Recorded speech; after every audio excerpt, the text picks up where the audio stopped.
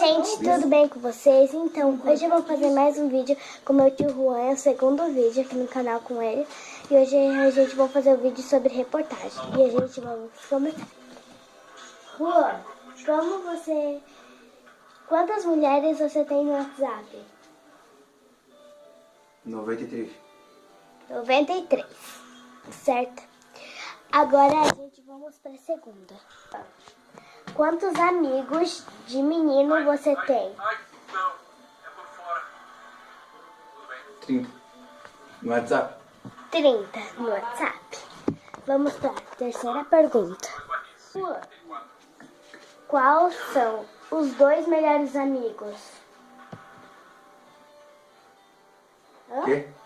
Quais são os teus dois melhores amigos? Jesus Cristo e meu pai. Jesus Cristo e o pai dele. Muito bem.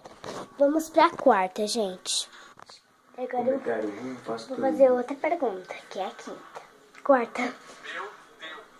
Ó, Juan, você tem que falar 5 nomes de algumas pessoas. Por aí. 5 nomes de pessoas que você conhece. Menino, misturado. Gabriela, Bruna, Gabriela, Tá. Gabriela. Vamos pro quinto. Fala, passa o Quantas gurias que o Juan já ficou? Só nesse ano, 52. 52.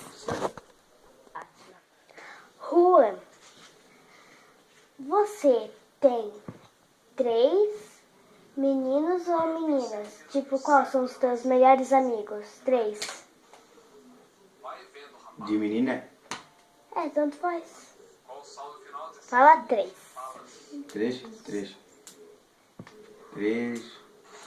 Gabriela, Gabriela, Cauane, Cauane,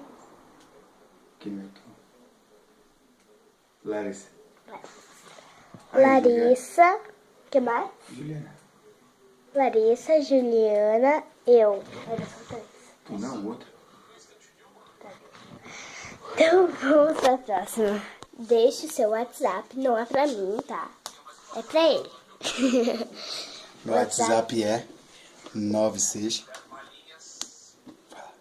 96 49 49 17 17 84. 84. Só vai quem é solteiro.